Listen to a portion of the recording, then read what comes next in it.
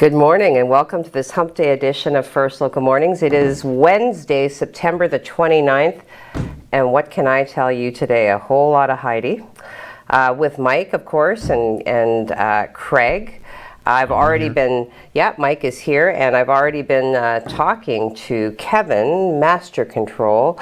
But we can't say master anymore, so we go back to primary control. I watched a movie last night. I watched a movie by the name of Free Guy, a Ryan Reynolds vehicle. I was talking with Kevin about it this morning. I found it to be very watchable. Ryan Reynolds is very watchable. A fairly light story. I'm told, Kevin tells me that, it's intended to be a parody of, like the whole gaming culture. So very kind of, interesting concept. I thought it was, really well done. Of course, the visuals were fantastic and the special effects were very cool.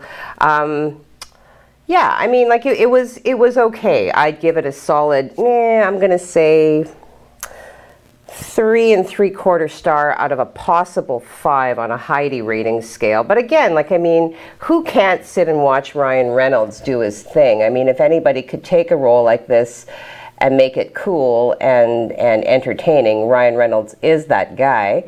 I encourage everybody, particularly if you are a gamer, check it out. It's a very cool concept involving the notion of artificial intelligence and gaming characters that have the capacity to kind of evolve into their own beings. So very watchable, enjoyable, light and fluffy, yes. Craig is right. So speaking of light, fluffy, and very watchable, let's hop on over to Craig and get his review of the weather for today and several days moving forward. Hey, good morning, Heidi, and good morning, everybody else. You're still on me, so. There we go. It's just me. Mike is sleeping in the control room, folks, so it is early. Heidi, do you like winter at all? I like winter for about 2 weeks leading up to Christmas, and then I'll give it a solid 2 weeks after Christmas, and then I'm kind of done.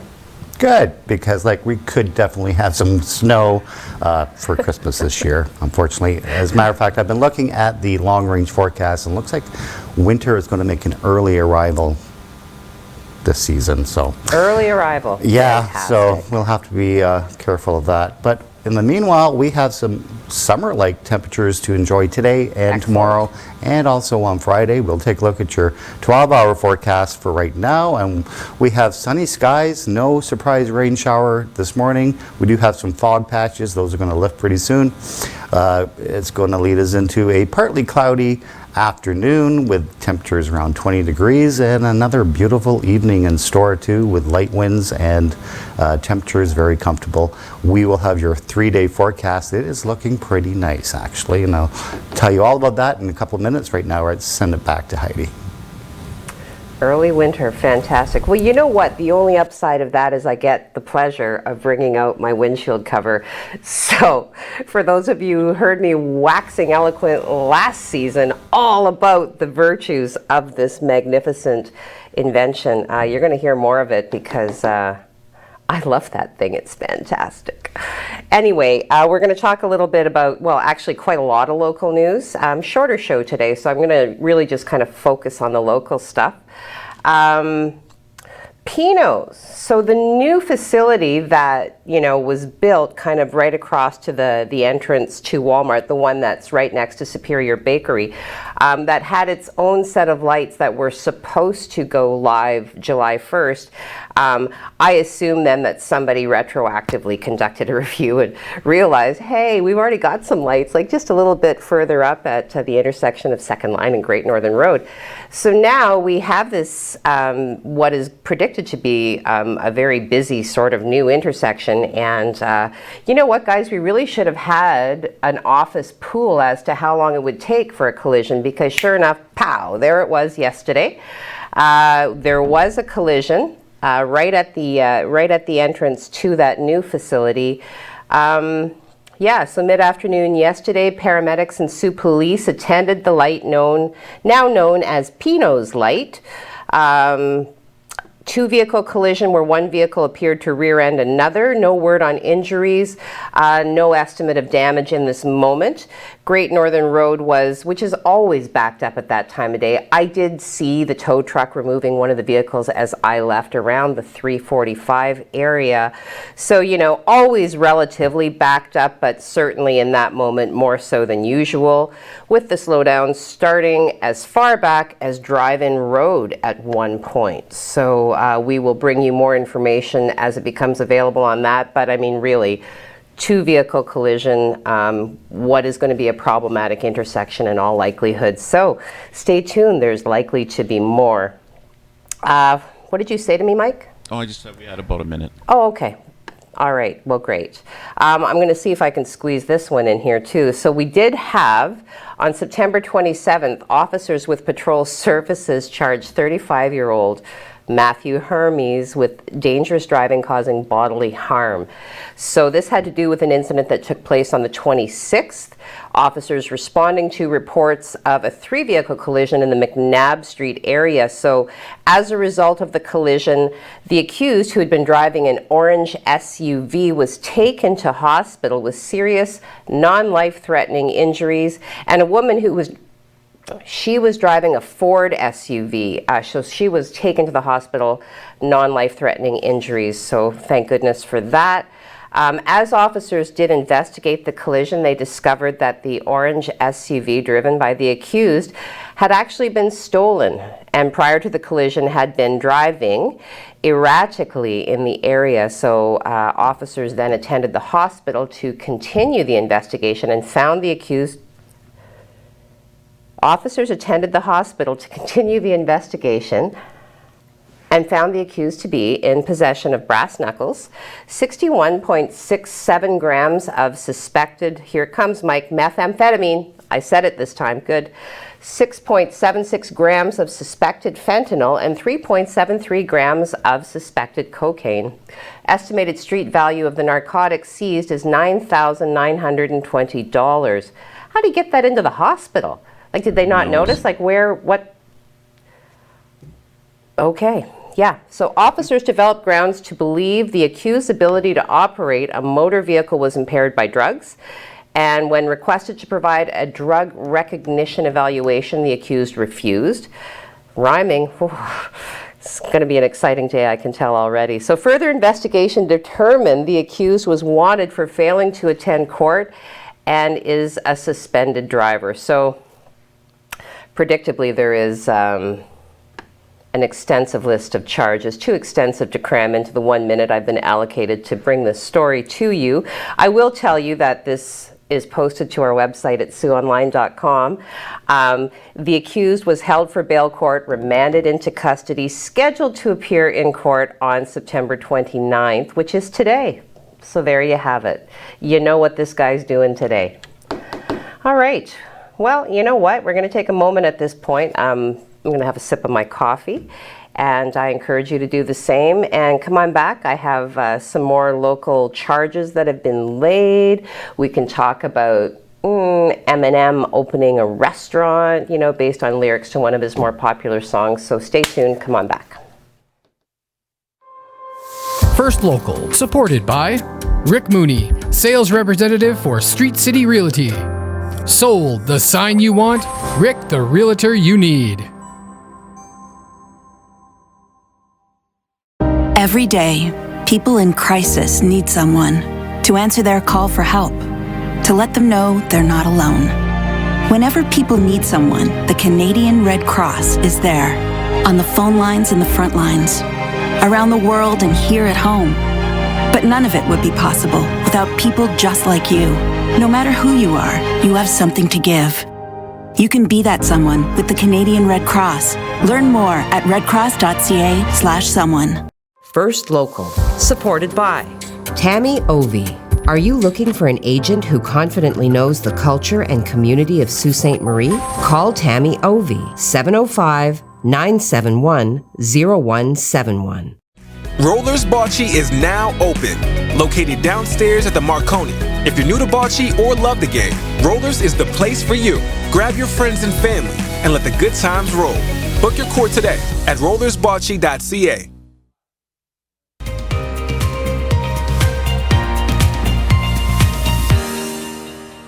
Good morning and welcome back to First Local Mornings this happy hump day. You know, would that you could still be laying in bed, and if you could be laying in bed, why wouldn't you? I'm going to bring you some more local crime activity. So September 27th, those officers with patrol services did charge 40-year-old Brendan Gignac with assault with a weapon, having to do with an incident that took place on September the 20th around 12:30. It is alleged that the accused approached two men in the 100 block of East Street and attempted to strike one man with a hammer, and then just threatened the other man. So an investigation began. Officers were able to identify the accused. He was located on September the 27th, and he was arrested. Hopefully they, took the hammer away from him. So he is charged with assault with a weapon, as well as uttering threats, held for bail court and later released, scheduled to appear in court on November 1st. Okay? After that, we have a man who was charged. Oh gosh, yeah. It was a really busy day these last few days. Everybody's really busy doing their thing. So on September the 27th, we have one Mr. Tyler Ross who, my laptop, sorry guys. There we go. Yes. But officers with patrol services did charge 35-year-old Tyler Ross with possession of a controlled substance, presumably for the purpose of trafficking.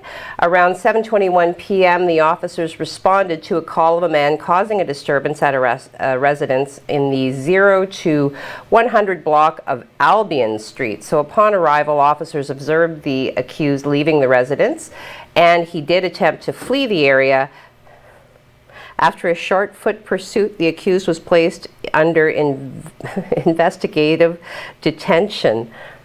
I just like how they always come up with different words for the things that they do. Make it sound interesting. Well, sure, and I always find the notion of a short foot chase to be kind of humorous. Although, you know what, it's always potentially dangerous and really not that funny, but yeah. Anyway, a result of the investigative detention, officers searched the accused, and he was found to be in possession of 9.99, angel number, okay, possession of 9.99 grams of a substance believed to be fentanyl. The estimated street value of the narcotics seized, $4,995. Mr. Ross was held for bail court and later remanded into custody. He is scheduled to appear in court on October 21st. Yes, okay, so now moving away from crime, Monday there was a city council meeting and there were a few decisions that came out of that. We did speak yesterday about the ultimate approval of the Downtown Plaza project, which has been met with such support from the community, raw and blatant sarcasm there. You should see the feedback that comes through the website. Anyway, on a more positive note, a new access street in the Sault now is going to be named in recognition of a famous World War I battle. So it was agreed that the street which accesses the P patch from Northern Road will be called Passchendaele Way. So Councillor Shoemaker was the one who brought the motion forward, and he had a moment to speak about why he thought it was a fitting choice for Sault Ste. Marie. It started, he said, with a search through the Canadian Encyclopedia for words and topics starting with P, but then, as they gathered more information, it became a much larger discussion. Shoemaker did say, as I dug further into it, I was reminded, I think I knew at some point, but I was reminded of the local connection between the Battle of Passchendaele and William Merrifield's heroics in the First World War and the Merrifield family. So according to Shoemaker, the Merrifield family owned a hardware store for years here in the Sault and recently donated Williams's Victoria Cross, which was earned in the battle, to the Canadian War Museum. So Canadian soldiers joined the Battle of Passchendaele, also known as the Third Battle of Ypres. In October of 1917, the battlefield, waterlogged, worn, because the most recent British offensive had already started, and that was in July. of that year. So the Canadian decision off their decisive victory at Vimy Ridge and Hill 70 were brought in to end it. So a very great article Dan has put together, and so a new access point in the Sault will be named in commemoration of this event and the local tie. How much time, Mike? Should I rip into some numbers? You can do the numbers. You got about 2 minutes. Okay, here go the eyes. Right. All right. Okay, so we're going to talk about some local COVID numbers. Again, not really worthy of a Band-Aid, but just, you know, to tell you, Algoma Public Health did confirm and report 1 new case of COVID-19 yesterday. So this would be case number 469, and it is here in the Sault. They're reported to be self-isolating through contact tracing. All close contacts have been notified. They have stated that their cause of exposure is close contact. They were tested on September the 28th. Yes, so rolling totals locally, 168,443 tests have been administered, out of which we have confirmed the 469 cases. Very pleased to let you know that the number of active cases continue to go down. So we've lost 2 overnight. Yesterday I did report 10 active cases, down to 8. Which means that we have resolved 461 cases. What? You got less than a minute. That's all I said. Well, I still can't hear you, so that's all right. Okay. You know, and I was telling Craig, actually, you know what, Mike, I'll tell you this as well. Glasses are such a limited kind of fix for me because it helps me see the screen, but then as soon as I look up, it's all not good. So you're going to get a lot of this stern kind of school marmish sort of looking over the edge of my glasses. Provincially, yesterday Ontario did report 466 new COVID-19 cases as well as 11 additional deaths. 2 of the new deaths occurred more than 1 month ago and of course have been added as part of a data cleaning. Rolling 7-day averages of new cases has dropped to 606, which is down from 710 1 week ago. Province reported 574 new cases 1 week ago. So the 7-day average then has fallen to the lowest point since August 24th. Health Minister Christine Elliott said, I'm not even going to read that because that's starting to irritate me now.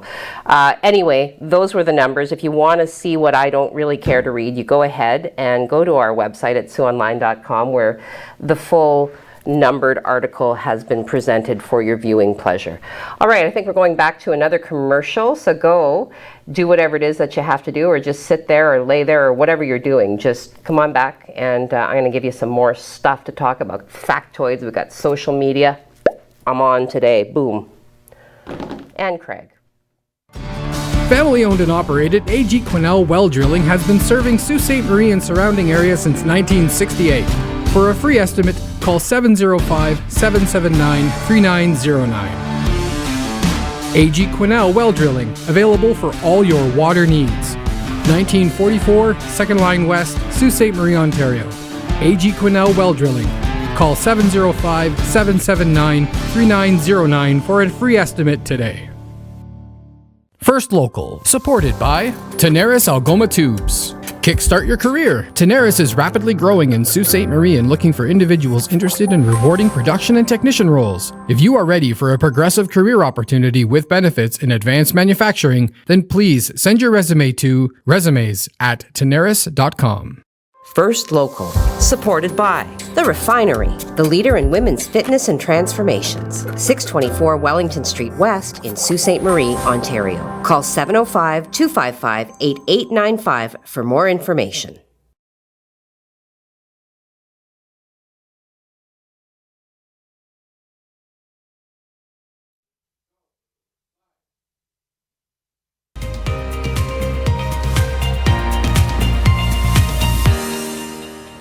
Good morning and welcome back to First Local Mornings. I was so busy talking to Mike, I forgot to have a sip of my coffee, so that's have a sip now. Well, no, because then, you've got to do the whole wiping of the mouth. You have to, Well, you don't want to drip on yourself either.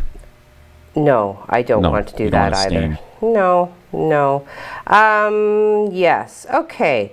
So more news out of the City Council meeting. You've heard me talk frequently about my fondness for a position as a bylaw officer, municipal bylaw officer.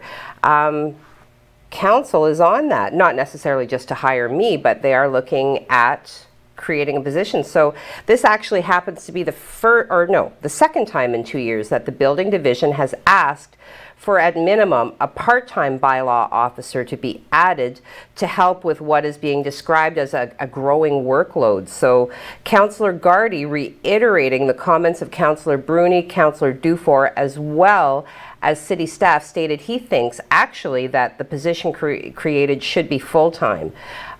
He stated that he didn't think that there'd be a vote against the full-time bylaw officer from the council at this point, and that's just basing it upon the actual need that's being presented. So other councillors supported the request for a new position.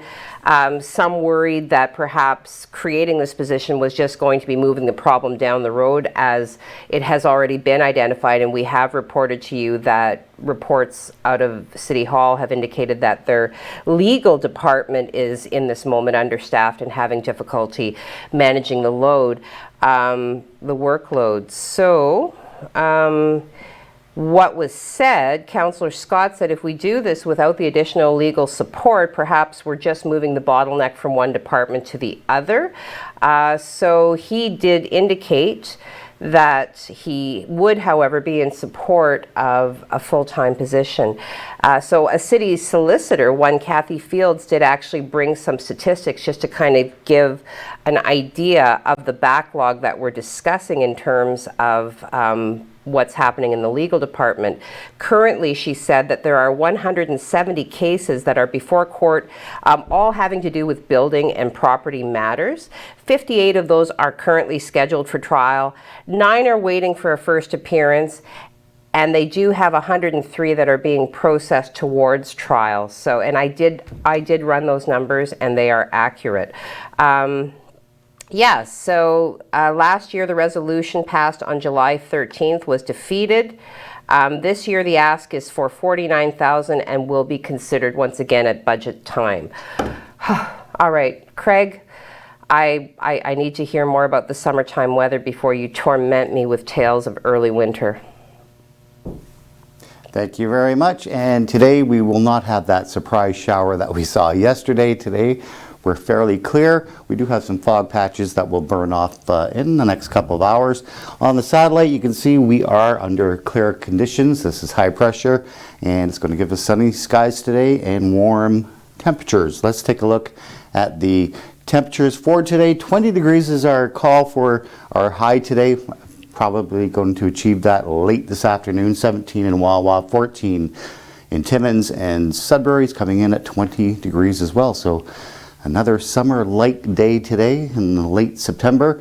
This is how we draw the systems on the map. So we have this high-pressure dome here. That's keeping us clear. We do have a boundary setting up and another cold front we're watching for Friday night into Saturday. We're probably going to see some showers from that. Nothing too heavy, but it is going to get us damp for Friday night into Saturday. So for the next couple of days, though, this is what we look like. 20 degrees today, as I said. We're going to burn off that fog, leave us with sunny skies and warm temperatures. 21 for your day on Thursday. Again, a repeat of today with sunny skies, and then we wake up Friday with sunny skies, and then we see that increasing clouds from that cold front coming in. But temperatures 23, because we're going to have a nice surge of warm air before that front gets here. So enjoy that. That could be our last 20-degree temperature for quite a while. That is your weather right now. We're going to send it right back to the desk. Oh, great, Craig. Well, it looks like we're looking at, a relatively decent rest of the week. I'm going to drink a little bit more coffee, so we're going to go quickly to a commercial. We're going to come back, and I'm just going to blast us out of this morning show in anticipation of tomorrow's morning show. So go and fill your cup and come on back. First Local, supported by the Canadian Bush Plain Heritage Centre, where adventure takes off.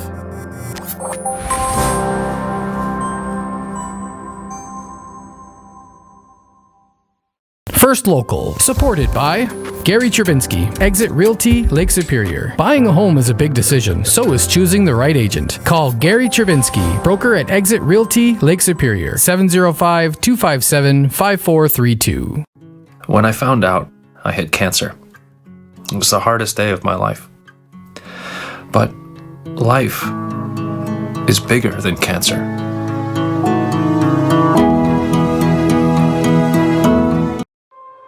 First Local, supported by United Way. Help make your community a better place. Show your local love and donate today.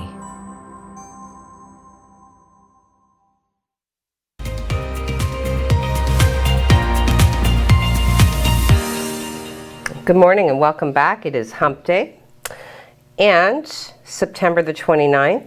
You are here with Heidi and Mike in the control room. I'm here. Got Kevin on primary control. We got Craig doing weather, you know, and hail, the gang's all here. All right, so I have 3.5 minutes. I have some things to get through. I think I'm just gonna, you know, the rest of the news is kind of meh, so I don't really feel like getting into it too much. I will touch lightly on Eminem. Eminem, the rapper, is opening a restaurant called Mom's Spaghetti. Mom's Spaghetti is inelegantly referenced in the lyrics to Lose Yourself, which is a very great song. And I did look at the lyrics this morning, and like I said, it is an inelegant reference, but a very cool name for a restaurant. Grand opening set for 5 p.m. on Wednesday, according to the news release at M&M.com. Location, 2131 Woodward Avenue, but this is in Detroit, not locally. I just thought it was kind of cool to kind of bring it to you. All right. Factoid and then social media. They love when I just play with the timelines. It makes them so mad. Okay, factoid. This day, September 29th in 2007, Kanye West was in the news. So U.S. rapper 50 Cent was beaten by rival rap star Kanye West in the standoff to claim the best-selling album in the U.S. West's Graduation shifted 957,000 copies in its first week of sales, while 50 Cent's album Curtis only sold 691,000. So before the albums went on sale, 50 Cent vowed he would retire from making solo albums if he was outsold by West. 50 Cent axed his forthcoming European tour at a performance at the London Mobile Awards, the Vodafone Live Music Awards in London, as well as an MTV show in Germany. So there you go.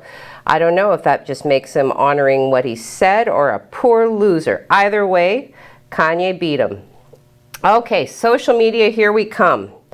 I'm just going to troll the void to make sure. And there we go. Giselle Tchaikovsky appears on the screen. Happy Hump Day, everyone. Happy Hump Day to you, Giselle. Mike, you put so much pressure on me to go quickly, and that just makes me want to talk. Okay. And there's a great, huge Traxalan. Okay, Margaret McKegg says, good morning, all. Paul Eric Von Voss says, good morning. So good morning, Margaret. Good morning, Paul. Bradley Evoy says, good morning, happy Hump Day. Same to you, Brad. Destiny Kerr, good morning, everyone. Good morning to you, Destiny. Kimberly Seabrook says, good morning, all. Good morning, Kimberly. Marge Gray says, good morning, all the way from Fergus. Very nice. Chris Bridges, good morning, everyone. Today's fun fact. Harry Potter. So Daniel Radcliffe was allergic to his Harry Potter glasses. He had an allergy to nickel, and they were quickly replaced by hypoallergenic specs. Also, did you know that his glasses had no lenses? This was to stop the reflection from anything happening behind the scenes. The glass lens was added in post-production. Have a great Hump Day. Joseph Bertrand, happy Wednesday all. Oh gosh, and there's just so much. I love it that you guys comment. I'm sorry I can't get to everybody today. Thank you for watching. We'll see you tomorrow. Oh, stay tuned for weather.